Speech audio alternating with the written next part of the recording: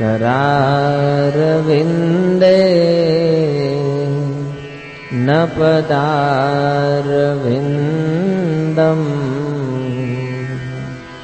मुखारविन्दे विनिवेशयन्तम्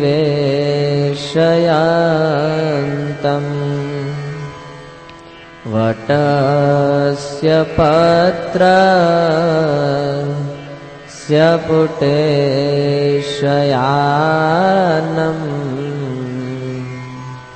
बालं मुकुन्द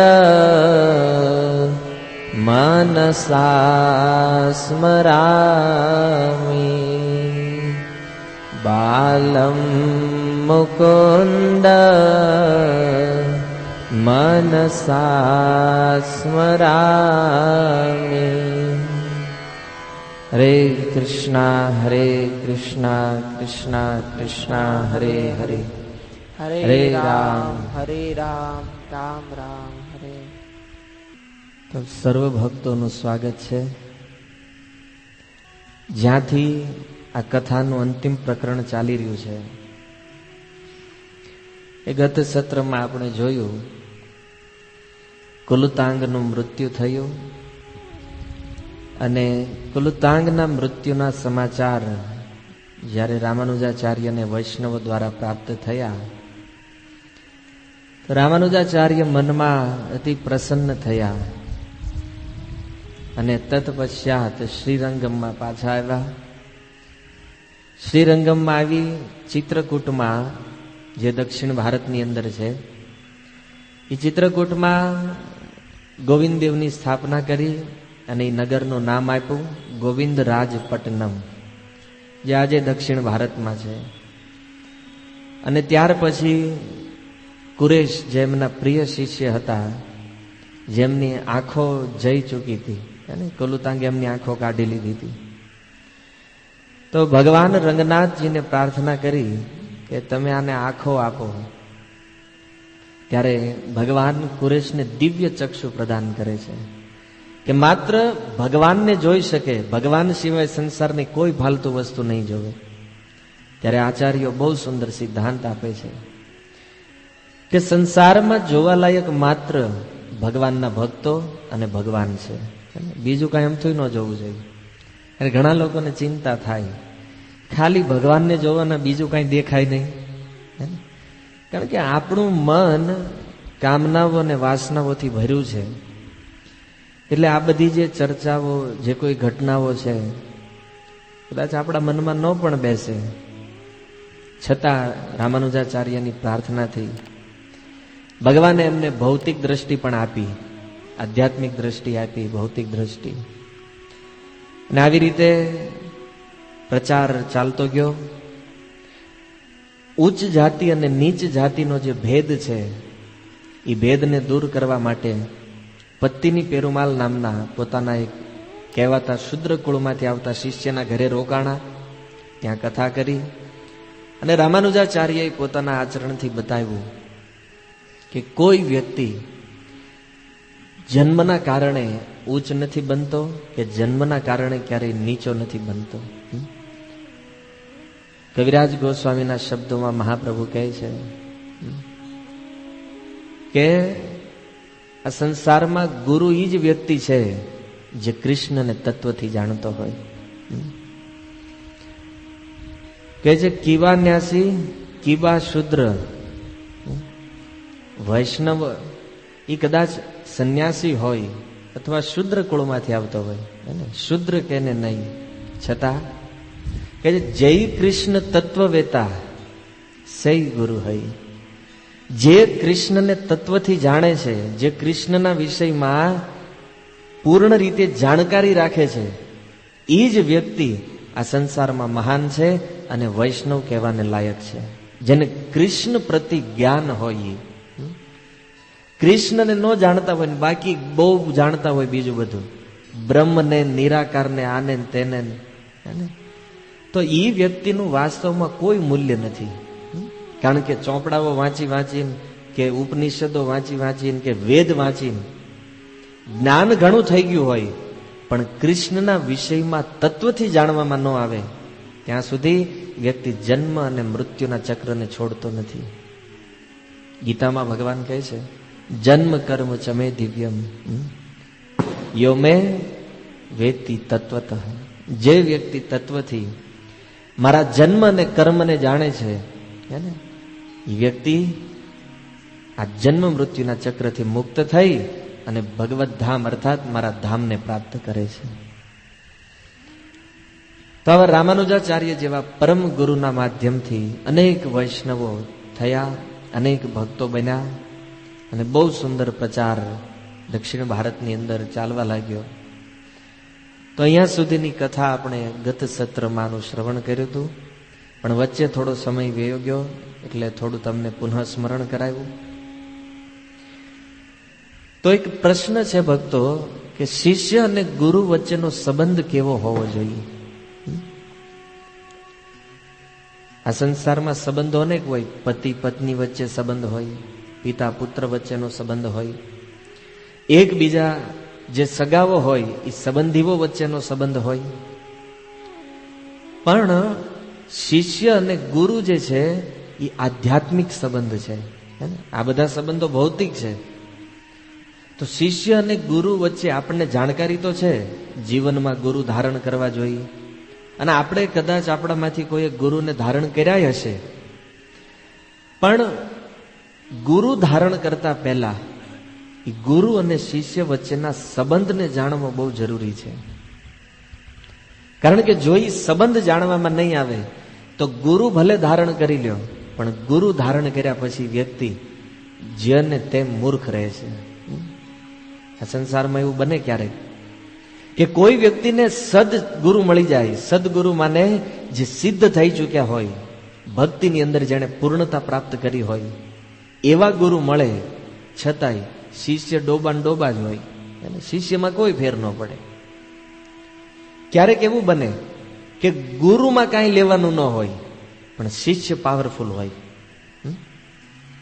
અને ક્યારેક એવું બને કે ગુરુ અને શિષ્ય બે પાવરફુલ હોય, બે પ્રબળ સૂર્ય સમાન, જેમ રામાનુજાચાર્ય અને કુરેશની જોડી છે. તો ગુરુ અને શિષ્ય વચ્ચેના સંબંધમાં કહે છે કે કોઈ પણ વૃક્ષની પરખ ત્યારે થાય જ્યારે એનું ફળ જોવામાં આવે. આ કહેવત ઘણી પ્રસિદ્ધ છે કે ફળ ઉપરથી વૃક્ષનો ખ્યાલ આવે પણ શિષ્ય ઉપરથી ક્યારેય ગુરુનો ખ્યાલ ન આવે. જો સંસારમાં લોકો માનતા હોય કે શિષ્ય ઉપરથી ગુરુની ખબર પડે તો એ વાત ક્યારેય સત્ય છે નહીં. કારણ કે ગુરુ તો પરમ પ્રતાપી હોય, ગુરુમાં બધી યોગ્યતા હોય, પણ શિષ્ય ડોબા હોય તો એમાં ગુરુ શું કરે? બને છે ને.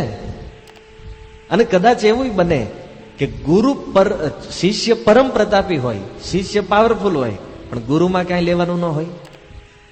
જુઓ, શાસ્ત્રમાં અનેક ઘટનાઓ છે કે ક્યારેક ક્યારેક શિષ્ય પોતાના ગુરુના ઉદ્ધારનું કારણ બને છે.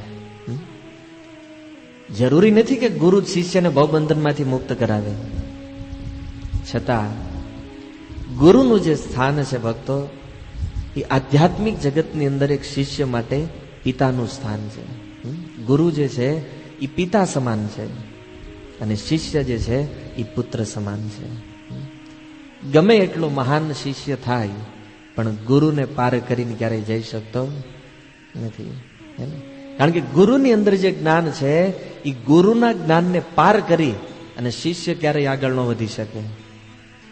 ભલે દેખાતું હોય કે શિષ્ય ગુરુ કરતા મહાન છે, કારણ કે ગુરુ એ ગુરુ છે અને શિષ્ય એ શિષ્ય છે. તો આ જ પરંપરામાં અનેક શિષ્યો થયા રામાનુજાચાર્યના. એમાંના એક શિષ્ય હતા આંધ્રપૂર્ણ. તમને કથા સ્મરણ હશે કે રામાનુજાચાર્ય જ્યારે પશ્ચિમના જંગલોમાં ભાગ્યા કુલુતાંગના ડરથી, તો એ સમયે પહેલું ગામ મળ્યું હતું ચાંડાળોનું ગામ. એ ચાંડાળોના ગામને પાર કર્યા પછી એક ગામ આવ્યું હતું જેનું નામ હતું શાલિગ્રામ. અને આ શાલિગ્રામની અંદર રામાનુજાચાર્યને એક બ્રાહ્મણ સાથે મુલાકાત થઈ હતી.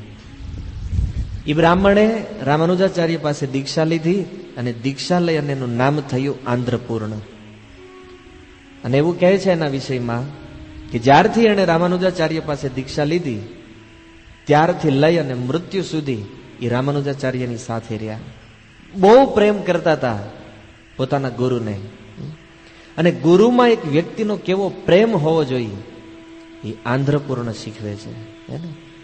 આવો એમના જીવનની અમુક એવી ઘટનાઓ છે જેને આપણે શ્રવણ કરીએ કે આંધ્રપૂર્ણ કેવા હતા. તો એકવાર રામાનુજાચાર્ય શ્રીરંગમથી 10 માઇલ ઉત્તરમાં એક તીર્થ છે, ત્યાં ભગવાનના દર્શન કરવા માટે જતા હતા. તો આંધ્રપૂર્ણને સાથે લઈ ગયા, કારણ કે અપૂર્વ શ્રદ્ધા હતી એને પોતાના ગુરુ ઉપર. અને એને સેવાથી એટલી બધી સંતુષ્ટિ થતી, અને કેવી રીતે સેવા કરવી એની પાસે એવું નોલેજ હતું કે એની સિવાય રામાનુજાચાર્યની સેવા કરવાની કોઈ હિંમત કરતું નહીં. તો રામાનુજાચાર્ય જ્યારે મંદિરમાં દર્શન કરવા માટે ગયા તો એમણે એની સાથે એક પેટી રાખી હતી. અને આ આંધ્રપૂર્ણને કીધું કે તમે આ પેટીને સાથે ઉપાડી લો. પેટીને લઈને ગયા અને પાસે એક નદી હતી, તો બધા નદીમાં સ્નાન કરવા માટે ઉભા રહ્યા. હવે પેટીમાં બીજું તો કઈ નહોતું, ભગવાનના વિગ્રહ હતા. આપણને ખબર છે ને કે આપણે જે લોકો વિગ્રહની સેવા કરતા હોય, ભગવાનની મૂર્તિ રાખતા હોય, તો એ બહાર જાય, ક્યાંય પણ ફરવા જતા હોય, તીર્થોમાં જતા હોય, તો વિગ્રહને સાથે લેતા જાય. તો રામાનુજાચાર્યના વિગ્રહ હતા એ પેટીમાં. તો રામાનુજાચાર્ય જ્યારે નદીમાં સ્નાન કરવા ગયા તો આંધ્રપૂર્ણને કીધું કે મારા જે ચપ્પલ, એ સમયમાં ચરણ પાદુકા કહેવાય, તો આ ચરણ પાદુકા તમે સાચવો, આ પેટી સાચવો, હું નદીમાં સ્નાન કરીને આવું છું. તો રામાનુજાચાર્ય સ્નાન કરીને આવ્યા અને જોયું કે પેટીમાં અદ્ભુત આશ્ચર્ય હતું. ભગવાનના જે વિગ્રહ હતા એ વિગ્રહની ઉપર રામાનુજાચાર્યની ચરણ પાદુકા મૂકી દીધી. ગમે એટલા મહાન ગુરુ હોય પણ એનો શિષ્ય ક્યારેય એના ચરણ પાદુકા ક્યારેય ભગવાન ઉપર મૂકે? ગમે એવી શ્રદ્ધા હોય તો કોઈ શિષ્ય આ કાર્ય ન કરે. તો રામાનુજાચાર્ય જોયું કે આ તે શું કરી દીધું? સાક્ષાત સ્વયં ભગવાનની ઉપર તે આ મારી ચરણ પાદુકા મૂકી દીધી. તને ખબર નથી આનાથી નરક જવું પડે, કેટલો મોટો અપરાધ લાગે છે. અને તમે જાણો છો, આપણે કદાચ કોઈ વિચાર કરે કે એક ચપ્પલ ભગવાનના માથે મૂક્યા શું થઈ ગયું, આખરે તો પથ્થરની મૂર્તિ છે ને, આ મૂર્તિથી વિશેષ તો કઈ છે નહીં. પણ તમે જાણો છો કે અત્યાર સુધી જેટલી કથા સાંભળી એમાં કેટલી વાર એવું બન્યું કે ભગવાનની સાથે આ વિગ્રહ ડાયરેક્ટ વાત કરતા, અર્થાત લાઈવ વિગ્રહ હતા. જેમ તમે તમારા છોકરા હારે વાત કરતા હોય એમ રામાનુજાચાર્યની સાથે બોલતા હતા વિગ્રહ. એવું નહોતું ખાલી મૂર્તિ હતી, સ્વયં ભગવાન પ્રગટ, અને એના માથા ઉપર ચરણ પાદુકા મૂકી દીધી. તો રામાનુજાચાર્ય બહુ ખીજવાણા. તો આંધ્રપૂર્ણે કીધું, જો આટલો બધો ક્રોધ કરવાની જરૂર નથી, તમે ભલે ગુરુ છો અને એક ચપ્પલ જ આની ઉપર મૂક્યા છે, એમાં વાંધો શું છે તમને?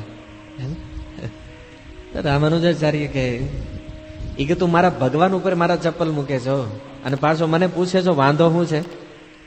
એ કે ન જ હોવો જોઈએ ને, તમારા અને મારા ભગવાનમાં કોઈ અંતર છે? કારણ કે એ પોતાના ગુરુને ભગવાન માનતા હતા.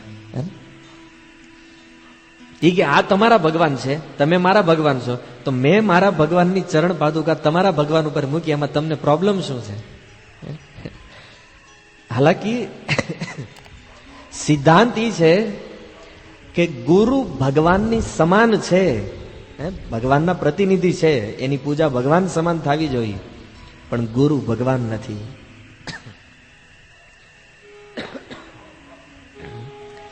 તો અહીંયા એવું લાગે છે કે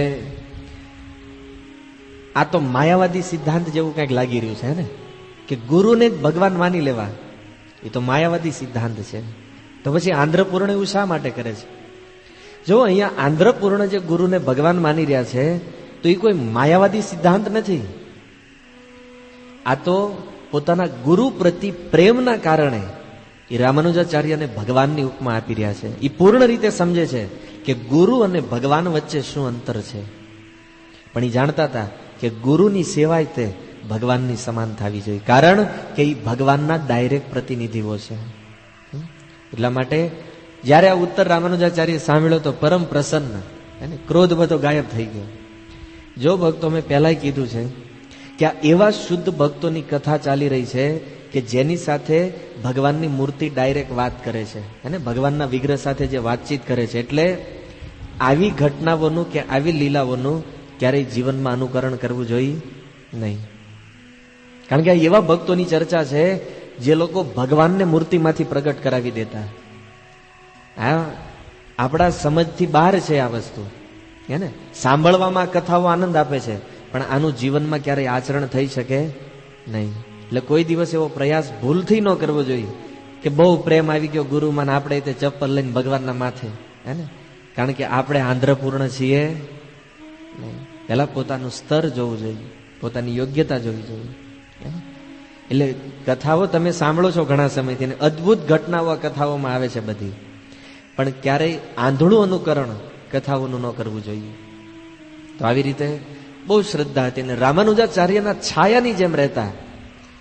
જેમ એક વ્યક્તિનો પડછાયો ક્યારેય એનો પીછો નથી છોડતો, એમ રામાનુજાચાર્યને એક ક્ષણ માટે આ આંધ્રપૂર્ણ ક્યારેય છોડતા નહીં. રાત દિવસ એમની સાથે.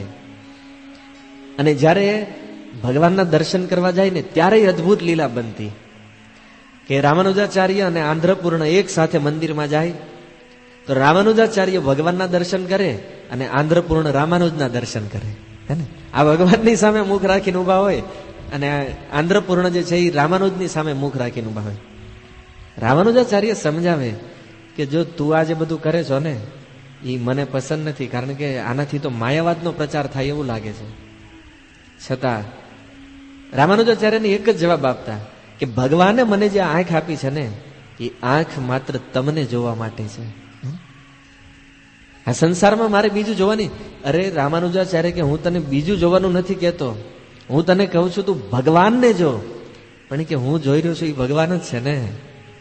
તમે કેમ અંતર કરો છો બે ભગવાનમાં, મારા ને તમારા ભગવાનમાં? બે ભગવાન નથી, તમે મારા ભગવાન છો, એટલે હું તમને જ જોઈશ. રામાનુજાચાર્ય બહુ સમજાવતા, પણ છતાં પ્રેમના કારણે એને કંઈ કહી નહોતા શકતા વધારે, અને જવાબ આંધ્રપૂર્ણ એવા આપતા રામાનુજાચાર્ય ચૂપ થઈ જાય. એકવાર એવું બન્યું કે આ બધા ભક્તો સાથે પ્રસાદ લેવા બેઠા. હવે સામાન્ય નિયમ એવો હતો કે ગુરુ જ્યારે પ્રસાદ લઈ લે પછી શિષ્ય એમના ઉચ્છિષ્ટ અને પ્રસાદના રૂપમાં સ્વીકાર કરે. તો રામાનુજાચાર્ય અને આંધ્રપૂર્ણ એકવાર સાથે પ્રસાદ લેવા બેઠા, અને આપણને ખબર છે કે પ્રસાદ આપણને જ્યારે કોઈ મહાપ્રસાદ આપે, થોડો એવો મહાપ્રસાદ મળ્યો હોય તો પ્રસાદ લઈ અને પછી આપણે આપણા માથા ઉપર હાથ લૂછી નાખીએ. શું કામ? પ્રસાદનો આદર કરવા માટે. આપણો જે હાથ છે ચરણામૃત લીધું હોય તો ચરણામૃત પીધા પછી આપણે હાથ મસ્તક ઉપર લૂછીએ છીએ. તો આજે આંધ્રપૂર્ણ છે એને શું કર્યું કે રામાનુજાચાર્યની પ્લેટમાં જે કાંઈ વધ્યું હતું થોડું પ્રસાદ ગ્રહણ કર્યો ને બાકીનું બધું માથે ચોપડી દીધું. અને વિચાર કરવા, અને સબ્જી રોટલી બધું માથે મૂકવું એ કેવું લાગે? દાળ રાઈસ બધું માથા ઉપર. તો રામાનુજાચાર્ય કે આનું નિશ્ચિત છટકી ગયું છે. કોઈ પણ ઉચ્છિષ્ટ પ્રસાદ છે તો ખાવો જોઈએ ને, કે માથે ચડાવવો જોઈએ? માથા ઉપર થાળી ઊંધી વાળી દીધી.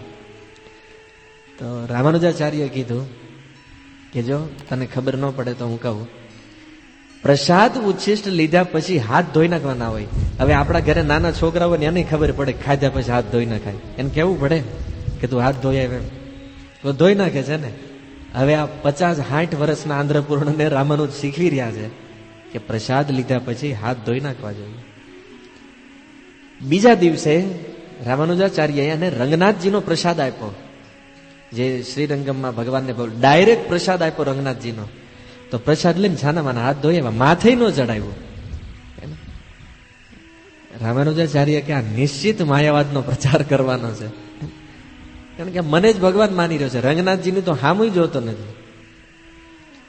તો પૂછ્યું એમને કે તું આવું શા માટે કરે છે? મેં તને સાક્ષાત ભગવાનનો પ્રસાદ આપ્યો તો તે હાથ ધોઈ નાખ્યા, અને મારું ઉચ્છિષ્ટ આપ્યું તો તે માથા ઉપર લગાવ્યું. હકીકતમાં ભગવાનનું જે ઉચ્છિષ્ટ છે એને માથા ઉપર લગાવવું જોઈએ ને. આપણે ચરણામૃત લીધું હોય તો ભગવાનનું જે ચરણામૃત છે એને માથા ઉપર લગાવી છે. તો આવું જયારે આવી બધી ચર્ચા ચાલી રહી હતી, આવી અનેક ઘટનાઓ બનતી. કારણ એક જ હતું ભક્તો, કે બહુ શ્રદ્ધા હતી એના મનમાં કે રંગનાથજીમાં અને રામાનુજાચાર્યમાં કોઈ અંતર નથી, અર્થાત ભગવાન અને ગુરુની અંદર કોઈ અંતર નથી. અને આવી રીતે એકવાર રામાનુજાચાર્યના જે ઈ આશ્રમ હતો એની નજીકમાં જ મંદિર હતું આ રંગનાથજીનું. તો એ મંદિરમાંથી શોભાયાત્રા નીકળી. હવે આપણને ખબર છે જયારે શોભાયાત્રાઓ નીકળે મંદિરમાંથી તો ભગવાનને એવી રીતે સજાવવામાં આવે, ભગવાનના રથને સજાવવામાં આવે, અને શોભાયાત્રા જોવા માટે આખું નગર બહાર નીકળે છે. તો જ્યારે આ શોભાયાત્રા નીકળી તો આંધ્રપૂર્ણ જે છે એ રામાનુજાચાર્ય માટે દૂધ ગરમ કરતા હતા. તો રંગનાથજીના મંદિરમાં જે ઉત્સવ મૂર્તિ હોય, આપણને ખબર છે શોભાયાત્રામાં જે મંદિરના મુખ્ય વિગ્રહ છે એ તો સ્થિર હોય, એ બહાર નથી નીકળતા, પણ ઉત્સવ વિગ્રહ જે છે એને બહાર લઈ જવામાં આવે છે. તો ઉત્સવ મૂર્તિએ કીધું આંધ્રપૂર્ણને બોલાવો. હા, શોભાયાત્રામાં બધા ભક્તો છે, આંધ્રપૂર્ણ નથી, એને બોલાવો. તો હવે જો સાક્ષાત ભગવાન મૂર્તિ કહી રહી છે ભગવાનની કે આને બોલાવો. રામાનુજાચાર્ય શિષ્યને મોકલ્યા, જાઓ આંધ્રપૂર્ણને બોલાવતા આવો. તો આંધ્રપૂર્ણે કીધું જાઓ કહેજો ભગવાનને જઈને કે હું અત્યારે સેવામાં વ્યસ્ત છું એટલે નહીં આવું. હાલો, ભગવાનને ના પાડી. અને આપણું દુર્ભાગ્ય જો, આપણે ભગવાનને એક વખત ભગવાનના દર્શન કરવા માટે કેટલો પ્રયાસ કરવી છે, હે ને? રોજ હરે કૃષ્ણની માળા જપવી છે, મંદિરે જ આવી છે, દર્શન કરવી છે, આચરણમાં સારા બનવાનો પ્રયાસ કરવી. શું કામ? ભગવાનના દર્શન થાય એટલા માટે. અને ખુદ ભગવાન બોલાવી રહ્યા છે, અહીંયા આવો. ત્યારે ભક્તો ના પાડે છે, નહીં, મારે સેવા કરવી છે. કહેવાનું તાત્પર્ય છે ભક્તો કે ભગવાનની જે સેવા છે ને, એ સેવામાં એટલો આનંદ છે, એ સેવામાં એટલો રસ છે કે સાક્ષાત ભગવાન સામે આવી જાય છતાં ભક્તો એ સેવાને છોડી અને ભગવાન પાસે ક્યારેય નથી જતા. આપણને નાની એવી સેવા આપી હોય કે પ્રભુજી દર બુધવારે તમારે અહીંયા આવીને જરાક આ પાથરણા પાથરવાના, આ વહીવટ ક્યાં આપણને આપ્યો? અરે સેવા આપણને મળી રહી છે ને, તો એ સમજવું જોઈએ કે આપણું પરમ સૌભાગ્ય છે કે આપણને સેવા મળી છે. એવું ન માનતા કે આપણે બહુ આગળ વધી ગયા છે ને આપણા મોઢા હારા જોઈને આપણને આપવામાં આવશે, પ્રભુજી તેમાં વહીવટ કરો ને આ સેવા કરો. સેવા એ જ વ્યક્તિના ભાગ્યમાં લખી છે જેની ઉપર ભગવાન ચાહે છે કે અમારી સેવા કરે. બાકી ઘણા લોકો સેવા કરવા ચાહતા હોય ને તોય નથી કરી શકતા. ઘણા શું વિચારે ખબર, આ લોકોને છે ને આ બધા આમાં મંદિરોમાં એમાં બહુ જરૂર હોય ને એટલે કહેતા હોય કે આપણને સેવા કરો, સેવા કરો. સેવા તમારા હાટું થઈને નથી, સેવા એટલા માટે આપવામાં આવે છે કે તમારી ઉપર ભગવાનની કૃપા છે, એટલે ભક્તો તમને કહે છે સેવા કરો. અને શું મહત્વ છે સેવાનું? બુદ્ધિમાન વ્યક્તિ હોય ને એ ખાલી આ એક ઘટના ઉપરથી સમજી જાય. ખુદ ભગવાન વિગ્રહમાં પ્રગટ થઈને બોલાવે છે, ભક્ત તમે અહીંયા આવો, અને છતાં એ ભક્તો કહે છે પ્રભુ સેવા છોડી અને હું નહીં આવું. હવે સમજાય છે સેવાની શું મહત્તા છે. અને આપણે એમ માનતા કે આપણને વહીવટ પકડાયો છે.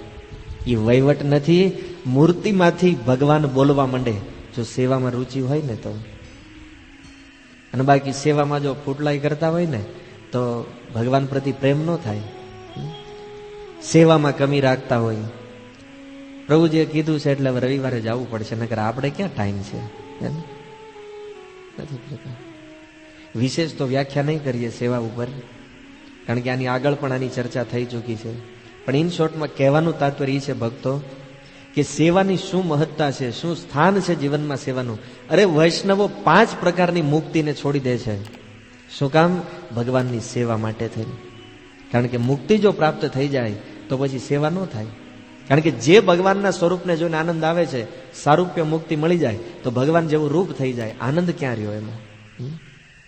આનંદ નથી રહેતો મુક્તિ આવ્યા પછી. એટલે નરસિંહ મહેતા જેવા વૈષ્ણવો કહે છે ને, સેવા માગે છે ભગવાન પાસે, જન્મો જન્મ અવતાર માગે. શું કામ? શું એક અવતારમાં આ લોકો ભગવત ધામ નથી જઈ શકતા? જન્મો જન્મ માગે છે ભગવાનની સેવા કરવા માટે. તો બુદ્ધિ હાલવી જોઈને કે આ સેવામાં એવું શું છે જેના કારણે જેટલા ભક્તો થઈ ગયા, તમે બધાના વરદાન જોવો. ધ્રુવ મહારાજ, પ્રહલાદ મહારાજ, નરસિંહ મહેતા, મીરાબાઈ, તુકારામ, ગમે એ ભક્ત લઈ લો. જ્યારે જ્યારે ભગવાન એની સામે આવ્યા, એક જ વસ્તુ, પ્રભુ તમારા ચરણોની સેવા આપો. બસ માગ્યું છે, બીજું કોઈ વરદાન કે ધન સંપત્તિ આપો, ગાડી આપો, બંગલા આપો, કોઈ દિવસ કોઈ ભક્તોએ કીધું છે? નથી કહેતા. એક જ પ્રાર્થના છે, સેવા આપો. ત્યારે સમજાય છે ને કે શું મહત્તા છે ભગવાનની સેવાની. આપણે તો એક જન્મમાં સામેથી મળે છે તોય નથી કરતા, જ્યારે નરસિંહ મહેતા જેવા વૈષ્ણવો કહે છે પ્રભુ જન્મો જન્મ અવતાર આપો. શું કામ? કારણ કે એક અવતારમાં કેટલી સેવા થાય તમારી. અરે હજાર હજાર અવતાર લઈ અને આ માયા જન્મ મૃત્યુના ચક્રમાં આવશું. શું કામ? કારણ કે તમારા વિગ્રહની સેવા કરવી છે. એટલે આચાર્યોના જીવનનો આ સાર છે સેવા. અને આપણે સેવા આવે ને ભાગવી, કોઈ કહેવું પડે. અમુક લોકો તો છે ને જોતા હોય, હમણાં અહીંયા જઈશું ને તો સેવા મળશે એટલે ન્યાનો જ હોય, ત્યાંથી ટર્ન મારે સીધો, ફરી જાય, રસ્તો બદલી જાય. અરે દુર્ભાગ્યશાળી છવી આપણે બધા કે આવા કળયુગની અંદર આપણને કૃષ્ણની સેવા મળે છે. તો એવું નથી કે સેવા એટલે મંદિરમાં જઈને સબ્જી કાપવું, પોતા મારવા, કે આ કરવું. તમે હરે કૃષ્ણ મંત્રનો જપ કરો છો, એ એક સેવા છે. અહીંયા બેસીને તમે જે કથાઓ સાંભળો છો, આ એક સેવા છે. ઘરે તમે પ્રભુપાદજીના પુસ્તકો વાંચો છો, ભગવદ્ ગીતા, ભાગવત વાંચો છો, એ એક સેવા છે. મંદિરની અંદર જાઓ છો તો ભલે વક્તા હોવ અથવા તો શ્રોતા હોવ, પણ મંદિરની અંદર જઈ પોતા મારો છો, સબ્જી કાપો છો, ભક્તો માટે પ્રસાદ બનાવો છો, આ બધી સેવા છે. અને આ બધી સેવાનું એક સમાન ફળ છે. સેવા જો કરતા હશો ને તો ભગવાન તમારી ઉપર કૃપા કરવા માટે ઉભા રહી જાય. જો પુંડરીક માટે ઉભા છે ને એના ઘરે, રાંકા બાંકા માટે ઉભા છે કે નહીં ભગવાન? મહારાષ્ટ્રના એ મંદિરો જુઓ, ભગવાનને વાટે ઉભું રહેવું પડે છે. ભગવાનને કહે છે સેવા પૂરી થવા દો પછી તમારા દર્શન થશે. અનંત કોટી બ્રહ્માંડના સ્વામી હે ને, જે કોઈનાથી બંધાતા નથી, એ ભગવાનને ભક્તો ઉભા રાખી દે છે ને એક ઈંટ ઉપર, અને ત્યારે ભગવાન નામ ધારણ કરે છે વિઠ્ઠલ. ઉભું રહેવું પડે છે. અનંત કોટી બ્રહ્માંડ ભલે એના ઈશારા ઉપર કાર્ય કરતું હોય, પણ ભક્ત ક્યાંય ઉભા રહી જાવ, ભગવાન ત્યાંથી એક ડગલું નથી હલી શકતા. આ છે પ્રેમ ભગવાનનો. આને કહેવામાં આવે છે ભક્તિ. આ છે શુદ્ધ ભજન. સ્વયં ઉત્સવ મૂર્તિ બોલાવી રહી છે. આંધ્રપૂર્ણ ન ગયા અને રામાનુજાચાર્યને કેવડાવી દીધો, હું નહીં આવું. શું કામ?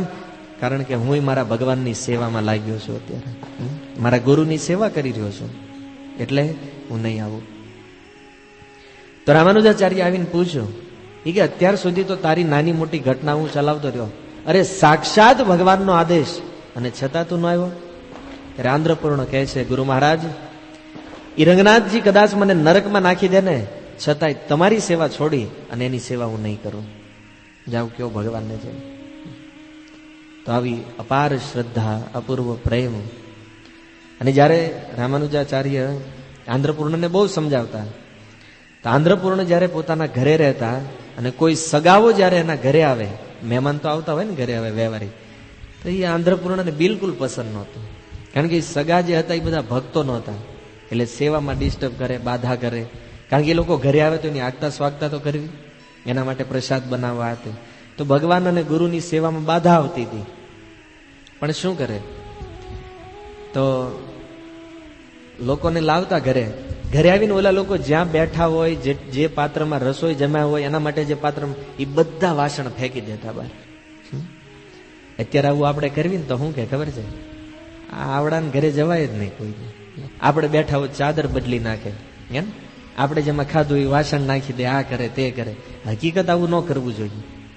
પણ ક્યારે એ સમજાવે છે આંધ્રપૂર્ણ, કે જ્યારે કોઈ વૈષ્ણવ આપણા ઘરે આવે, ભગવાનના ભક્ત આપણા ઘરે, ભલે શુદ્ર કુળમાં જન્મેલો પણ કૃષ્ણ નામ જપવા વાળો ભક્ત જ્યારે આપણા ઘરે આવ્યો હોય, ત્યારે ઘર પરમ પવિત્ર બને છે. તમને ઘટના યાદ હશે, મહાપૂર્ણએ જ્યારે શરીર છોડ્યું ત્યારે અંતિમ ઉપદેશ આપ્યો હતો કે પ્રત્યેક વૈષ્ણવોએ શરીર છોડવું હોય તો 2 સ્થાન હોવા જોઈએ. કયા 2 સ્થાન હતા? યા તો વૈષ્ણવોનો ખોળો હોવો જોઈએ કે જેના ખોળામાં માથું રાખીને પ્રાણ ત્યાગ કરી શકાય, અને યા તો કોઈ વૈષ્ણવોનું ઘર હોવું જોઈએ કે જેના ઘરમાં રહી અને તમે શરીર છોડો. કહેવાનું તાત્પર્ય એ છે કે એ ઘર ત્યારે પવિત્ર બને છે જ્યારે એ ઘરમાં વૈષ્ણવો અતિથિના રૂપમાં આવે છે.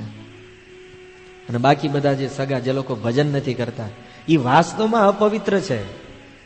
કારણ કે હાડ માંસનું શરીર તો એમને મળ્યું છે, પણ એ હાડ માંસનું શરીર જે છે એને એ લોકો પવિત્ર નથી કરતા. આપણને બધાને ખબર છે કે આપણા શરીરમાં છે શું? લોહી, માંસ, હાડકા, નખ, વાળ, પરુ, એની સિવાય બીજું શું છે? તો એ અપવિત્ર છે ને. પણ એ અપવિત્ર શરીરને પવિત્રતા ક્યારે મળે?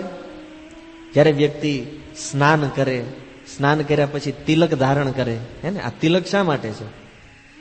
આંતરબાહ્ય શુચિ, અંદરની અને બહારની પવિત્રતા માટે વૈષ્ણવ શરીર ઉપર તિલક ધારણ કરે છે કે અયોગ્ય શરીર જે છે એને યોગ્ય બનાવી અને ભગવાનની સેવામાં લગાવી શકાય. એટલા માટે આ તિલક ધારણ કરવામાં આવે છે. હવે ઓલા લોકો નથી તિલક ધારણ કરતા, નથી ભગવાનનું નામ લેતા, તો એ લોકો આવે છે અને ચાંડાળ આવે, એમાં કઈ ફરક નથી જાજો. એટલે આંધ્રપૂર્ણ એવું કરતા, બધા પાત્રો ફેંકી દેતા. હવે રોજ મહેમાન આવે અને વાસણ નાખી દેવાય, કઈ પોહાય? વાસણની ફેક્ટરી નાખવી પડે ને. તો શું કરતા કે જે બહુ પરમ આચાર્યો જે છે, મહાન વૈષ્ણવો છે, એના ઘરે જે કાઢી નાખેલા વાસણ હોય એ વાસણોને લાવી અને પોતાની રસોઈ, પોતાનો પ્રસાદ એમાં બનાવતા. કારણ કે વૈષ્ણવના મુખેથી નીકળેલી વસ્તુ એ તો ડાયરેક્ટ વૈકુંઠના દ્વાર ખોલવા વાળું છે. પેલા આપણે સાંભળ્યું ને, 3 વસ્તુ જે છે જે ભગવત ધામની પ્રાપ્તિ કરાવે. એક ભક્ત મુખ ઉચ્છિષ્ટ, ભક્તોના મુખેથી નીકળેલો પ્રસાદ, ભક્ત પદ જલ, ભક્તોના ચરણોનું જળ, અને ભક્તોના ચરણોની રજ. આ 3 માંથી એક વસ્તુ જેને પ્રાપ્ત થઈ જાય એના માટે સીધા વૈકુંઠના દરવાજા ખુલી જાય. ચાહે માળા કરે કે ન કરે, ઘરે જઈને ભલે હુઈ જાય, પણ એક શુદ્ધ ભક્તના ચરણોની રજ, શુદ્ધ ભક્તોના ચરણોનું જળ કે શુદ્ધ ભક્તોનો ઉચ્છિષ્ટ પ્રસાદ મળી ગયો, એ બેઠા બેઠા વૈકુંઠમાં વયો જાય. આ છે ભગવાનના ભક્તોની મહિમા. જાણતા હતા આંધ્રપૂર્ણ વૈષ્ણવોનું જીવનમાં શું સ્થાન હોવું જોઈએ. આપણને એવું લાગે કદાચ કે આવું કેમ કરતા હશે લોકો. હે, આપણે વહી ગયા પછી એ વાસણો નાખીએ દે, ચાદર બદલે આપણે જાવી બીજી વાર એને ઘરે. આપણા સમાજમાં કોઈ એવું કરતું હોય, જાવી આપણે. પણ આંધ્રપૂર્ણ એવું કરતા. મેં પહેલા કીધું આની નકલ આપણે કરાય નહીં, કેમ કે કળિયુગમાં નગર ઢગલો થાય. તમે રોજ બહાર નાખો, હેઠે લેવા વાળા ઉભા જ લઈને હોય. તો રામાનુજાચાર્યના આવા 8 શિષ્યો હતા મુખ્ય, જેને 8 દિગ્ગજ કહેવામાં આવતા હતા, જે 8 મહાન પ્રચારકો બન્યા અને શ્રી સંપ્રદાયનો પ્રચાર કર્યો. એમાંના એક હતા આ આંધ્રપૂર્ણ, જેણે રામાનુજાચાર્ય ઉપર અમુક શ્લોકો લખ્યા, રામાનુજાચાર્યનું વર્ણન કરતા, અને એનું નામ આપવામાં આવ્યું અષ્ટોત્તર શતનામ. એ કાવ્યની રચના કરી. આજે તે દક્ષિણ ભારતમાં આ કાવ્યને ગાવામાં આવે છે રામાનુજાચાર્યના વિગ્રહ સમક્ષ. અને એમના આવા જે 8 દિગ્ગજો હતા, એ 8 માંથી એક બીજા શિષ્ય હતા અનંતાચાર્ય. સ્મરણ આવે છે કોઈને અનંતાચાર્યની કથા ક્યારે આવી હતી? આમાં કેટલા ભક્તો આ કથાને પહેલેથી સાંભળે છે? અહીં બેઠા છે પ્રથમ વખતથી. કોઈ નહીં, બધા વચ્ચેથી આવ્યા છો. હે, અનંતાચાર્ય. કારણ કે યાદ નહીં, કારણ કે એની એક જ કથા પહેલા આવી છે ખાલી. જ્યારે તમને સ્મરણ હોય તો રામાનુજાચાર્ય જ્યારે સંન્યાસ ગ્રહણ કર્યો તો એ સમયે સહસ્ત્ર ગીતિ ઉપર ચર્ચા કરતા હતા. હે, અને એ સહસ્ત્ર ગીતિમાં જ્યારે તિરુપતિ, આજે જાઓ છો ને તિરુપતિ બાલાજી, એ તિરુપતિનું જ્યારે વર્ણન આવ્યું ત્યારે રામાનુજાચાર્યની બહુ પસંદ આવ્યું. તો રામાનુજાચાર્યએ 3 વખત સહસ્ત્ર ગીતિ ઉપર વ્યાખ્યા કરી અને પોતાના શિષ્યોને સંભળાવ્યું. તો તિરુપતિના વર્ણનથી બહુ પ્રભાવિત થયા. અને આવી રીતે બેઠા હતા બધા શિષ્યો. તો એમાંથી એક વ્યક્તિને પૂછ્યું, કોઈને પણ, કે તિરુપતિ સ્થાન તો બહુ મહાન છે, દુનિયાનું પરમ પવિત્ર સ્થાન છે, પણ એક તકલીફ એ છે કે ભગવાનની ફૂલ સેવા કરવા વાળું કોઈ નથી. કે જે ભગવાન માટે હાર બનાવે, ભગવાનને કંઈક અર્પણ કરે. તો કોણ જાશે? કોઈ તૈયાર ન થયું. તો એ સમયે આપણે કેમ પ્રવચનમાં કોઈ ખૂણામાં બેહતું હોય, છેલ્લે અહીંથી ન દેખાતા હોય છેલ્લે કોણ બેહે છે, તો અનંતાચાર્ય જે છે ને ખૂણામાં બેહતા છે. અનંતાચાર્ય કીધું કે હું જઈશ, તમારો આદેશ છે તો હું તિરુપતિમાં જઈશ અને ભગવાનની ફૂલ સેવા કરીશ. તો અનંતાચાર્ય તૈયાર થયા, પોતાની પત્નીને સાથે લઈ અને તિરુપતિની અંદર આવ્યા. ત્યાં આવી અને એમણે થોડીક જમીન લીધી, બહુ સુંદર ફૂલોનો બગીચો બનાવ્યો, અવનવા સુંદર ફૂલ ઉગાડ્યા એમાં. અને એ ફૂલોના બગીચામાંથી રોજ પોતાની જાતે ફૂલ લાવે. ભગવાન શ્રીનિવાસ ગોવિંદા છે તિરુપતિમાં, તો ભગવાન શ્રીનિવાસ માટે હાર બનાવે અને હાર બનાવીને પોતે જ ભગવાનને અર્પણ કરે. હવે ઘણા લોકો વિચાર કરે કે હવે ફૂલ લેવા અને ફૂલની સેવા કરવી, મેં પહેલા કીધું કે નાનામાં નાની સેવા જે ભગવાન માટે કરવામાં આવે છે એ પરમ ફળ આપવા વાળી છે. આપણે ફૂલ લેવાની એની હાર બનાવી એ સેવામાં શું છે? હવે અનંતાચાર્યના જીવનથી ખબર પડશે આ ફૂલની સેવાની કેટલી મહત્તા છે. કોઈ હાર બનાવવાળું નહીં, અને એક બગીચાનું નિર્માણ કર્યું, સુંદર બગીચો, અને આવી રીતે હાર ભગવાનને અર્પણ થવા માંડ્યા. સમય જાતો ગયો ભગવાનની સેવામાં. હવે બન્યું એવું કે પાણી ખલાસ થઈ ગયું.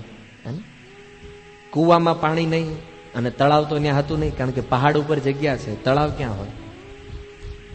અને બધા લોકોને પાણીની તકલીફ થઈ, કારણ કે ઘણા બધા વૈષ્ણવો ત્યાં રહેતા હતા. તો લોકો વિચાર કરવા માંડ્યા કે પાણીનો અભાવ છે, શું કરશું?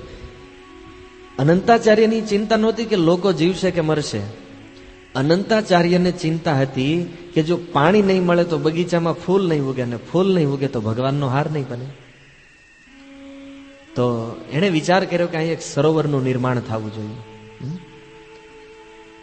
તો બહુ સુંદર સરોવર, પણ હવે સરોવર બનાવવું કેવી રીતે? એની પત્નીએ પૂછ્યું, કેવી રીતે? તમે સરોવર એટલે આ કઈ ઘર તો બાંધવાનું નથી કે હાલો પાયા ખોદીને કામ ચાલુ કરવા છે.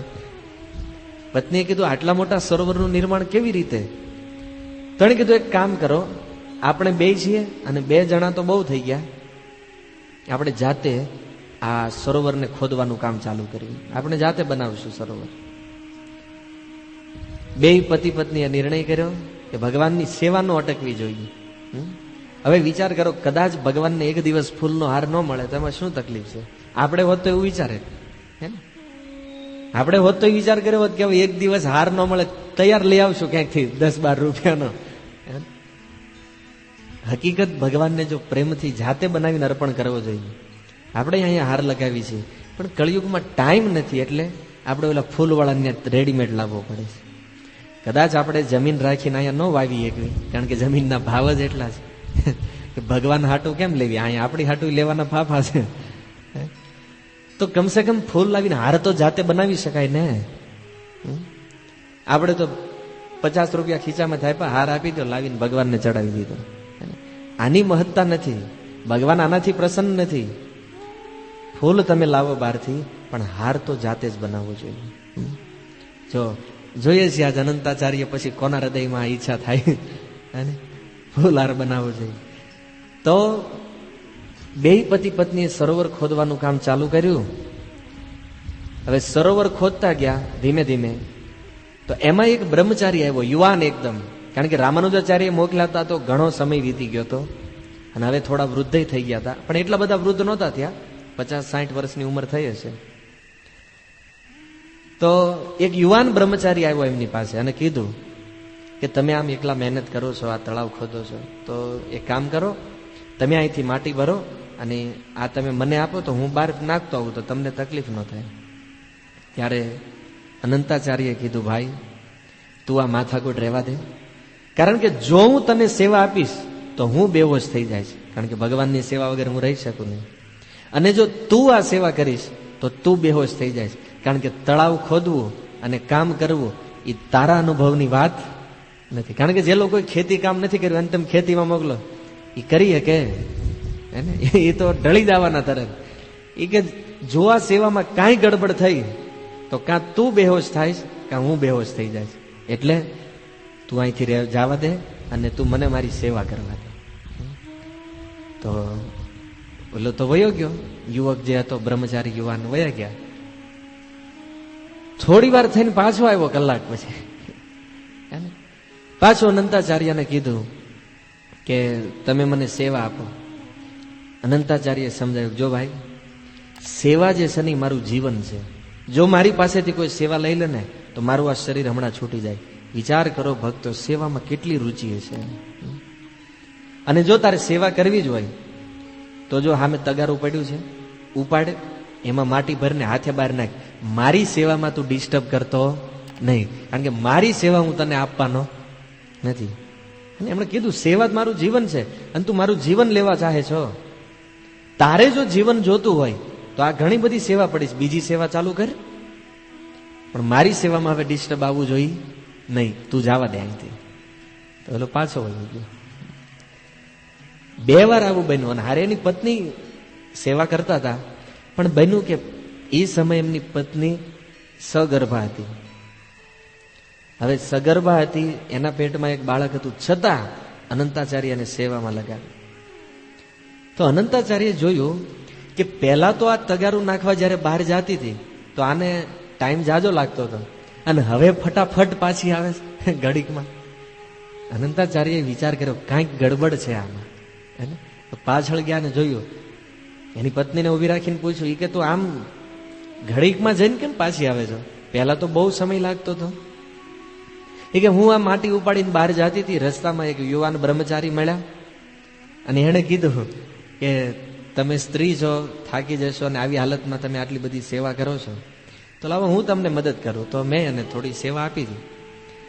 અને અનંતાચાર્યને ક્રોધ આવ્યો. હવે એની પત્નીને કીધું તું અહીંયા ઉભી રહે, અને ગયા. એટલે બ્રહ્મચારી આવતો પકડ્યો એને, તને મેં ના પાડી હતી ને કે તું મારી સેવામાં ડિસ્ટર્બ કરતો નહીં, અને મારા કહેવા છતાં તે સેવામાં ડિસ્ટર્બ કર્યું.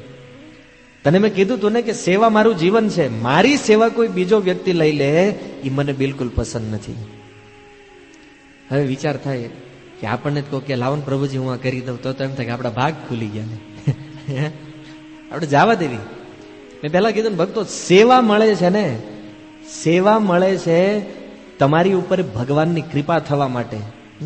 જે વ્યક્તિ સેવા કરે ને એને કૃપા મળે, અને તમે સેવા બીજાને આપી દો છો એનો અર્થ શું છે કે જે ભગવાન તમારી ઉપર કૃપા કરવા ચાહે છે એ કૃપા તમે બીજાને આપી રહ્યા છો. એટલે સેવા કોકને આપો ને તો વિચાર કરજો કે આપણી કૃપા આપણે બીજાને દાનમાં આપી રહ્યા છીએ. બીજા લોકો લઈ જાય છે આપણી સેવા, હે ને? નહીતર અનંતાચાર્ય મૂર્ખ છે કે 2 પતિ ને પત્ની મળીને આખા સરોવરનું કામ લે છે. શું કામ? ભગવાનની કૃપા પોતે લેવા ચાહે છે એટલે. અને આપણે કોક કહેવું પડે પ્રભુજી હું આ કરી દઉં, હા હા કરો, લગાડી દેવી તરત કોકને. કારણ એ છે કે આપણને બુદ્ધિ નથી કે સેવા દ્વારા, સેવાના માધ્યમથી ભગવાન એના ભક્તો ઉપર કૃપા કરે છે. શ્રી સંપ્રદાયની આટલી ઘટનાઓ સાંભળી બધા લોકો સેવામાં રત છે. શું ગાંડા છે આ લોકો? એ બધા લોકો જાણે, એ બધાની સાથે ભગવાનની મૂર્તિ વાત કરે. શું કામ? કારણ કે જીવનને સેવામાં સમર્પિત કરી દીધું છે ભગવાન અને ભક્તોની સેવા માટે. એટલે સાક્ષાત ભગવાને તે વિગ્રહથી પ્રગટ થઈને એની સામે આવીને ઉભા રહે છે. અને આપણે એ જ ભગવાનને પ્રગટ કરાવવાળી સેવા આપણી પાસે આવે તો આપણે એટલા ઉદાર, દાનવીર કર્ણથી 1 ડગલું ચડી જાવી ઉપર, હે ને? મારે કૃપા નથી જોતી, તને મળતી હોય તો હું જવા દઉં, લઈ જા. દાન કરવું જોઈએ, ધનનું દાન કરવું જોઈએ, અન્નનું કરવું જોઈએ, પણ સેવાનું ક્યારેય દાન ન કરવું જોઈએ. કારણ એ આપણા માટે છે, હે ને? પછી એને દાન કરી દેવી, પછી વધશો લુખેશ, હે ને? કારણ કે કૃપા જે હતી એ તમે જવા દીધી. પછી ભક્તના જીવનમાં મહત્વની વાત શું છે? ભગવાનની કૃપા.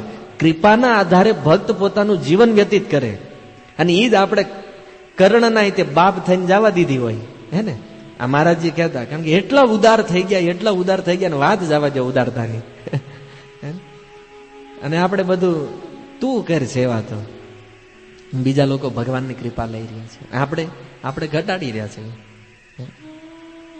તો આવી રીતે ઓલા બ્રહ્મચારી ઉપર બહુ ગુસ્સો આવ્યો. ક્રોધિત થઈ ગયા. અનંતાચાર્યને કીધું કે મેં તને ના પાડી છતાં તે સેવા લીધી, અને એ ખોદવાનું કઈક અસ્ત્ર એમના હાથમાં હતું, એ ઓલા બ્રહ્મચારીને માર્યું. એટલે આમ હળવેથી માર્યું, ને અહીંયા માર્યું તો ઉપર પૂજારીને ખબર પડી કે ભગવાન જે શ્રીનિવાસ ગોવિંદા છે એના વિગ્રહમાંથી મંડ્યું લોહી નીકળવા. એને કારણ કે ભગવાન જ બ્રહ્મચારીના રૂપમાં આવ્યા હતા ને મદદ કરવા માટે. અને તો જેમ દાવાનળ કેમ ફેલાય જલ્દી, એમ સમાચાર ફેલાઈ ગયા કે ભગવાનના વિગ્રહમાંથી લોહી નીકળે છે. અને પૂજારીની વાત જ્યારે સાંભળી તો અનંતાચાર્યને હજી મનમાં ખબર ન પડી કે આ બધું શું થઈ રહ્યું. તો ભાગતા ભાગતા ગયા, ભગવાનના વિગ્રહને જોયા, ભગવાનમાંથી લોહી વહી રહ્યું છે. તો એ જ સમય પૂજારીઓને કીધું, તમે કપૂરનો લેપ બનાવો, ભગવાનના વિગ્રહમાં લગાવો, અને આ લોહીને. તો કપૂરનો લેપ લગાવવામાં આવ્યો અને એ લોહી બંધ થઈ ગયું. આજે તે જો જે લોકો તિરુપતિ ગયા છે, કદાચ ધ્યાનથી દર્શન કર્યા હોય, ભગવાનને કપૂર અર્પણ કરવામાં આવે છે. અને એ જ કપૂર જ્યારે ભગવાનના શરીર ઉપરથી નીકળે ત્યારે બધા ભક્તો એને પ્રસાદીના રૂપમાં ગ્રહણ કરે છે. તો અનંતાચાર્યએ કપૂર લગાવ્યું અને નીચે આવ્યા, અને પછી એના મગજમાં લાઈટ થઈ, હે ને આપણે ફ્યુઝ નાખે ને કેમ તરત ઝટકો મારે. ઓ આ તો એ જ બ્રહ્મચારી છે જેને મેં માર્યા. કારણ કે જે સ્થાન ઉપર અનંતાચાર્ય માર્યું હતું એ જ સ્થાને ભગવાનના વિગ્રહમાંથી લોહી નીકળતું હતું. અનંતાચાર્યને થયું કે તો બહુ મોટો અપરાધ થઈ ગયો, ભગવાન ઉપર પ્રહાર કરી દીધો. તો જ્યારે એમણે સમજ્યું, મગજમાં વાત આવી કે નહીં આ તો ભારી અપરાધ થયો છે, ભગવાનની ક્ષમા યાચના કરી. અને છતાં એમણે પોતાની સેવા ચાલુ રાખી, અને અહીંયા બહુ સુંદર સરોવર બન્યું. આજે તે સરોવર છે જે અનંત સરોવરના નામથી વિખ્યાત છે તિરુપતિ બાલાજીમાં. એ લોકો શ્રીશૈલમાં ગયા છે, એમને ખ્યાલ છે અનંત સરોવર. અને બહુ પવિત્ર એ કુંડ માનો, જેને આ અનંતાચાર્યએ પોતાના હાથથી ખોદ્યું હતું. અને એના જ કારણે તિરુપતિમાં બધા લોકોને જળની પ્રાપ્તિ થઈ, અને બગીચામાં ફૂલોની સેવા થઈ. અને એ જ ફૂલોની સેવા આજે તે ત્યાં શ્રીનિવાસ ગોવિંદાને ફૂલ એ જ બગીચામાંથી જાય છે આજે, જે અનંતાચાર્ય દ્વારા બનાવવામાં આવ્યો હતો. તો આવી અનેક ઘટનાઓ એમના જીવનમાં બનતી. એકવાર અનંતાચાર્ય કંઈક બહાર જતા હતા, તો એમાં એક સાપ કરડી ગયો, એને બહુ ઝેર વાળો સાપ હતો, એમને ડંખ મારી દીધો. તો ગામના લોકોને જ્યારે ખબર પડી કે અનંતાચાર્યને કોઈ સાપે ડંખ માર્યો છે, તો ગામ લોકોએ કીધું તમે દવા લ્યો, હે ને દવા લઈ લો તમે. તો એણે દવા ન લીધી, પણ નજીકમાં જ તે સ્વામી પુષ્કરણી નામની નદી છે, એ સ્વામી પુષ્કરણીમાં સ્નાન કર્યું, અને સ્નાન કરીને પાછા ભગવાનની સેવામાં ગયા. ત્યાં સેવામાં ગયા એટલે ભગવાને પૂછ્યું, હવે આમાં તમે જુઓ, હવે હું વારી ઘડીએ તો નહીં કહું, પણ ભગવાન બોલે છે એનો મતલબ મૂર્તિ બોલે છે, જે વિગ્રહ મંદિરમાં છે એ તમે સમજી લેજો. કારણ કે અહીં તો ડાયરેક્ટ આદાન પ્રદાન છે, અને લાઈવ. આ લાઈવ તો આપણે આ જ જોતા થયા, આ લોકો પહેલેથી લાઈવ હતા ભગવાન હારે. તો ભગવાને પૂછ્યું કે તને સાપે ડંખ માર્યો, આ બધા ગામ લોકોએ તને કીધું કે તું દવા લઈ લે, તો દવા કેમ ન લીધી તે? તો બહુ સુંદર ઉત્તર અનંતાચાર્ય આપે છે ભગવાનને. એ કે દવા ન લીધી ને એનું એક કારણ છે કે સાપ એક નહોતો, સાપ બે હતા. ભગવાને પૂછ્યું બે કેમ? એક ઈ સાપ જેણે મને ડંખ માર્યો છે, અને બીજો ઈ સાપ હતો જેણે ડંખ ખાધો છે. અર્થાત પોતાને સાપ માની રહ્યા હતા. શું કામ? કારણ કે સાપનો સ્વભાવ શું છે? ઝેર, હે ને, ઈર્ષા. તો અનંતાચાર્ય માનતા હતા કે હું શુદ્ધ ભક્ત નથી. વિચાર કરો, જેની સાથે સાક્ષાત ભગવાન લાઈવ જેને પૂછી રહ્યા છે, તને સાપ કરડો દવા કેમ લીધી, એ વ્યક્તિ ભગવાનને કહી રહ્યા છે કે પ્રભુ હું તો કામી છું, ઈર્ષાળુ છું, હું શુદ્ધ ભક્ત નથી. એટલે પોતાને સાપ બતાવી રહ્યા છે. અને કે ડંખ લાગ્યો તો એમાં તે પાછા બે કારણ છે કે જેણે ડંખ ખાધો છે, અર્થાત પોતે, જો ડંખ ખાવા વાળો સાપ બળવાન હોત તો શું થાત? તો બીજો સાપ જે છે એ પુષ્કરણીમાં સ્નાન કરીને એની સેવા ચાલુ રાખે. આ વાક્યનો અર્થ સમજાય છે? અનંતાચાર્ય ભગવાનને કહી રહ્યા છે કે બે સાપ હતા, એક સાપે ડંખ માર્યો છે અને બીજા ડંખ ખાધો છે, તો ડંખ ખાવા વાળો સાપ જો બળવાન હોય તો એ સ્વામી પુષ્કરણીમાં જઈને સ્નાન કરીને ભગવાનની સેવા ચાલુ રાખશે. એનો અર્થ એ છે કે મને સાપે ડંખ માર્યો છે, હવે સાપ બળવાન છે, હું બળવાન છું. જો હું બળવાન હોઉં તો જીવતો રહીશ ને તમારી સેવા કરીશ. અને બીજું કે જો ડંખ મારવા વાળો વધારે બળવાન હોય, જેણે મને ડંખ માર્યો છે કદાચ સાપ વધારે બળવાન હોય તો શું થશે? તો કહે છે કે બીજો સાપ જે છે એ વૈકુંઠમાં જઈ વિરજા નદીમાં સ્નાન કરીને તમારી ફૂલની સેવા ચાલુ જ રાખશે. કહેવાનું તાત્પર્ય એ છે કે કદાચ સાપ બળવાન હોય અને મને ડંખ મારે મારું મૃત્યુ થઈ જાય તો મૃત્યુ પછી જવાનું છું તમારા ધામમાં. તો ધામમાં તે એક નદી છે વિરજા, અહીંયા સ્વામી પુષ્કરણી છે, ત્યાં વિરજા છે. તો વિરજામાં સ્નાન કરી અને સેવા તો હું મારી ન્યાય ચાલુ, ન્યાય બગીચો બનાવીશું. ભગવાનને કહે તમારા ધામમાં એક બગીચો બનાવીશ અને હાર બનાવવાની મારી સેવા છે. કદાચ હું અહીંયા રહતો હોય ભલે ત્યાં રહતો હોય, સેવા આપણી ચાલુ રહેશે. ટુ બી કન્ટિન્યુ. સેવામાં અવરોધ નહીં આવે. એટલે મેં દવા નથી લીધી, હવે જોવાનું છે બે માંથી કયો સાપ બળવાન છે. જો ભક્તોની બુદ્ધિ કેવી સૂક્ષ્મ ચાલે છે, ભગવાનની સામે કેવા સુંદર સુંદર તર્ક, એવી સુંદર વાત પ્રસન્ન, ભગવાને પરમ પ્રસન્ન થયા. બંને બાજુ લાભ છે. ભગવાને તે બહુ આનંદ કરતા અહીંયા તિરુપતિની અંદર, કારણ કે આવા બધા ભક્તો, આવા શુદ્ધ ભક્તો ભગવાનની સાથે વાત કરતા ને જ્યારે ભક્તો ભગવાનને વટી જાય એવા જવાબ આપે ને ત્યારે ભગવાન પરમ પ્રસન્ન થતા. કેવા સુંદર વાક્યોનો પ્રયોગ કર્યો છે એમણે. એકવાર પોતાના ગામમાં જવા નીકળ્યા, રહેતા તિરુપતિમાં. તો આપણે વેકેશનમાં જ આવીને દેહમાં, પણ આ તો ક્યારેય નહોતા ગયા. રામાનુજાચાર્ય મોકલ્યા, વેકેશન આવ્યું જ નહોતું સેવામાં. તો એને વિચાર કર્યો કે કંઈક કામ આવ્યું છે કે હું મારા ગામ જઈ આવું. ગામ જવા નીકળ્યા તો માતાજીએ ટિફિન બનાવી દીધું. તારે આપણે ત્યાં નાસ્તો બનાવીને જાવી હે ને, આપણા નાસ્તામાં એક ગુજરાતીઓને એક જ હોય ને, થેપલા ને સૂકી ભાજી. ટિફિન આરે લીધું, રસ્તામાં જઈને ખોલ્યું તો એ આખું કીડીથી ભરાઈ ગયું હતું. કીડીયું હતી એમાં, કીડીયું હતી. તો આ તો બહુ દુઃખી થઈ ગયા અનંતાચાર્ય. આટલી બધી ને એક બે કીડી નહીં, આપણે તો એક બે વાત તો કદાચ ખેરી નાખે, એક બે કીડી નહીં, આખું કીડીથી ટિફિનનું ખાનું ભરાઈ ગયું. અનંતાચાર્ય બહુ અને દુઃખી એટલે નહોતા આપણી જેમ કે હાલું હવે ખાવાનું શું કરશું, એને અડધે પગી ગયા, હવે ટિફિન તો બગડી ગયું. એને દુઃખ એ વાતનું હતું કે શાસ્ત્રમાં એવું લખ્યું છે કે ધામની અંદર રહેવા વાળો એક ઝાડ, પાંદડું, નાની એવી કીડી તે ચિન્મય છે. એને ધામમાં રહેવા વાળો પ્રત્યેક કણ ચિન્મય છે. અને જોઈ ધામની બહાર જાય તો એ જીવિત રહી શકે નહીં, કારણ કે ધામમાં રહેવા વાળા એક કણ નહીં તે ક્યારે એ ધામની બહાર ન લઈ જવો જોઈએ. અને શ્રી શૈલમાં રહેવા વાળી આ કીડીઓ તો આ તો પરમ પવિત્ર છે, કારણ કે આ તો ચિન્મય આત્માઓ છે, બધા મુક્ત આત્માઓ છે જે ભગવાનના ધામમાં. તો એ કીડી ધામની બહાર આવી છે અને મરી જાય છે, એ બી કે ત્યાંથી રિટર્ન મારી. હવે ત્યારે કઈ ગાડી તો હતી નહીં, ચાલતા અડધે પગી ગયા હતા. ત્યાંથી કીડીને પાછી મૂકવા હાટું આવ્યા. આવી એ બધી કીડીઓને એ ટિફિન જ આખું મૂકી દીધું શ્રીરંગમમાં, એટલે સોરી તિરુપતિમાં. અને પ્રસાદ લીધા વગર પોતાના ગામ ગયા અને ત્યાંથી ભૂખ્યા પાછા આવ્યા. આ છે ભક્તોની બુદ્ધિ. ભક્તો માત્ર આપણી જેમ બાહ્ય વિચાર ન કરે.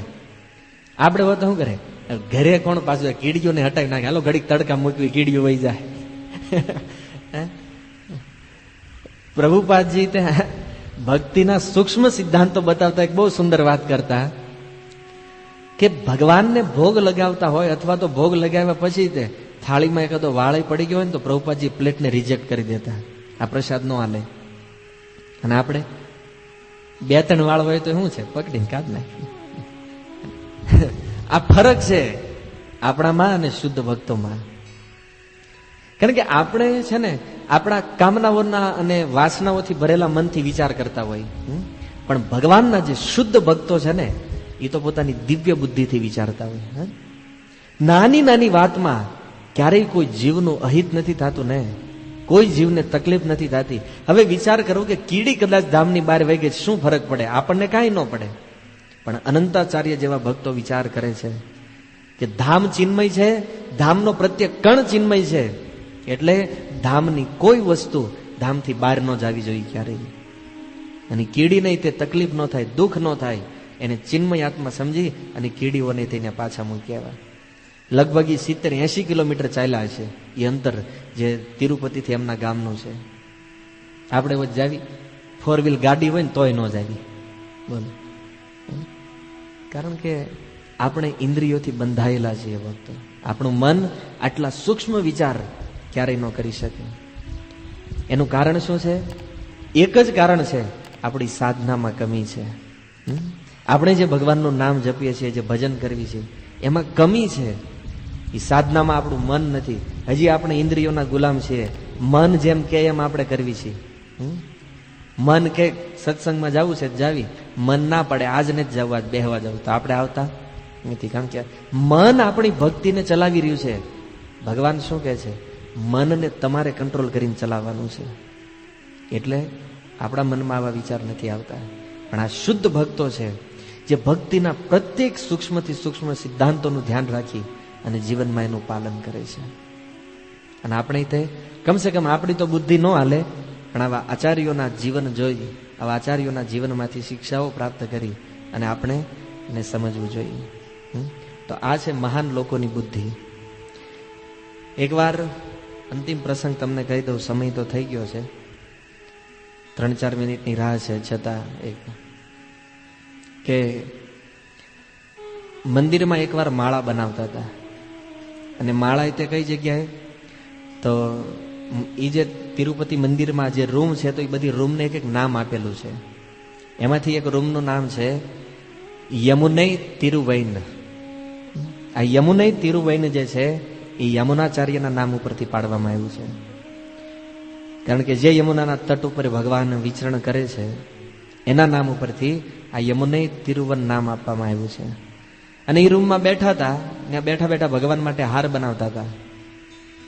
તો ભગવાને પૂજારીને કીધું, જાઓ અનંતાચાર્યને બોલાવતા આવો. તો અનંતાચાર્યએ કીધું કે હું અત્યારે નહીં આવું, હું સેવામાં છું. તો અનંતાચાર્ય ન ગયા. અને થોડી વાર પછી જયારે માળા બની ગઈ, તો એ માળા લઈ અને ભગવાનને અર્પણ કરવા માટે ગયા. ભગવાનને એ માળા અર્પણ કરી તો ભગવાને પૂછ્યું કે મેં તને જયારે બોલાવ્યો ત્યારે તું અહીં આવ્યો નહીં, તારે રહેવાનું છે કે વયું જવાનું છે? આપણે કોઈને ધમકી મારતા હોય ને, આપણે કેવી એમ ન કરે, રહેવાનું છે કે પછી? ભગવાને કીધું કે તું એટલો બધો મહાન થઈ ગયો કે હું સાક્ષાત બોલાવું છું છતાં તું અહીંયા આવતો નથી. ત્યારે એમણે ભગવાનને કીધું કે જો તમે બોલાવ્યો ત્યારે હું આવ્યો હોત તો ફૂલ અહીંયા પડ્યા રહેત. આ ફૂલ એવા છે કે જો આને થોડોક સમય વધારે પડ્યા રહેવા દેવી તો આમાંથી સુગંધ વહી જાય, અને સુગંધ વહી જાય ને ફૂલ તરત કરમાઈ જાય. અને આવો હાર જો હું તમને અર્પણ કરું તો એમાં તો પછી મારી સેવાની જાય ને. લોકો કહે છે કે અનંતાચાર્ય આટલી સુંદર સેવા કરે છે ફૂલોની, એને એટલી ખબર નથી પડતી કે કરમાઈ ગયેલા ફૂલ ભગવાનને અર્પણ ન કરવા જોઈએ. એટલે આ ફૂલ સારા અને સુગંધી તમને આપું એટલા માટે હું ન આવ્યો. તો ભગવાને કીધું કે હવે જો મારી આજ્ઞાનું પાલન નહીં કર્યું તો અહીંથી કાઢી મૂકીશ તને. ત્યારે અનંતાચાર્યએ કીધું, પ્રભુ આપણે બહુ વાયડાઈ કરવાની જરૂર નથી, સમજ્યા? ક્યારના હું બોલતો નથી એટલે કાઢી મૂકીશ. આ તમારું ઘર છે. ઋષિ મુનિઓ પાસેથી મેં સાંભળ્યું છે તમે અહીંયા તપસ્યા કરવા આવ્યા છો ને થોડાક જ દિવસના મહેમાન છો અહીંયા. આજે ભગવાન શ્રીનિવાસ ગોવિંદા બેઠા છે તિરુપતિમાં. ઈ ગયા કળિયુગમાં, જ્યારે આ કળિયુગ અત્યારે ચાલી રહ્યો છે એની પહેલા જે 3 યુગ વયા ગયા, ત્રેતા, દ્વાપર, સત્ય, એની પહેલા જે કળિયુગ ચાલતો હતો એ કળિયુગમાં ભગવાનને લક્ષ્મીજીને ઝઘડો થઈ ગયો એકવાર. તો ભગવાનને લક્ષ્મીજીને ઝઘડો થયો તો આપણે બોલા કે ને હું ઘર મૂકીને વહી જઈશ, તો લક્ષ્મીજી વયા ગયા.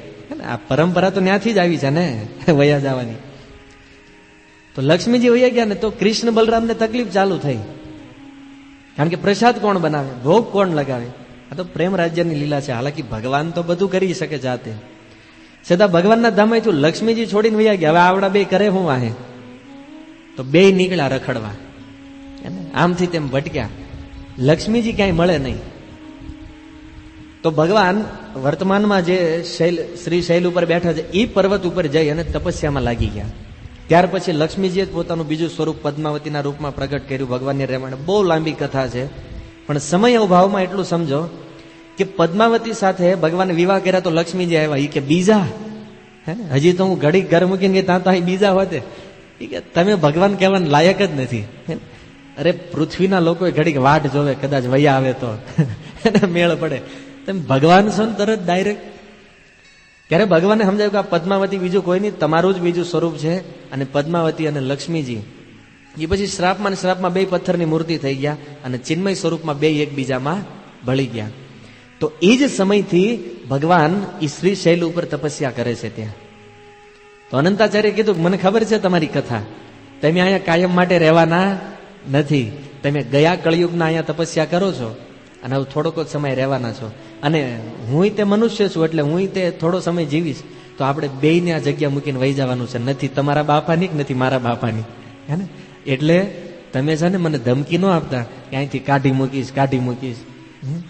આ કાંઈ આ પર્વત તમારોય નથી મારોય નથી, એટલે આપણા બેયનો હરખો અધિકાર છે, હે ને. તો ભગવાનની સાથે ભગવાનના ભક્તોની આવી પ્રેમમય લીલાઓ ઘટનાઓ એ ભગવાનના વિગ્રહ સાથે ચાલતી. આપણે જે કથાઓ સાંભળી રહ્યા છીએ ને ભક્તો, શ્રીનિવાસ ગોવિંદા, વરદાચાર્ય, તો આ બધા જે વિગ્રહ છે ને એ આજે દક્ષિણ ભારતમાં છે. અને આવા એક બે નહીં, પૂરા 108 વિગ્રહ છે જે રામાનુજાચાર્યના સમયમાં બોલતા હતા, હે ને. હાલતા ચાલતા વાત કરે, પ્રસાદ ખાય. 108 વિગ્રહ છે. ક્યારેક અવસર મળશે યાત્રામાં તો આ બધા મંદિરોના દર્શન કરશું. બાકી તિરુપતિ તો ઘણા જઈ આવ્યા છે, પણ વરદરાજ કાંચીપુરમમાં એવા અનેક ભક્તોના ભગવાનના વિગ્રહ છે. તો આવી સુંદર લીલાઓ, અદ્ભુત લીલાઓ હતી રામાનુજાચાર્યના શિષ્યોની. વિચાર કરો એ કેવા ગુરુ હશે પરમ પ્રતાપી ભક્તો, જેના શિષ્યો ભગવાનના વિગ્રહ હારે વાત કરે. હજી આવશે આગળ 2 શિષ્યોની કથા હજી બાકી છે. એક બ્રાહ્મણ, પછી પરમ જે ફેમસ જે શિષ્ય છે કુરેશ. તો એમની કથાઓ આપણે આવતા બુધવારે શ્રવણ કરીશું. હરે કૃષ્ણ. ખૂબ ધન્યવાદ. શીલ પ્રભુપાદ કી નિતાય ગૌર પ્રેમાનંદે.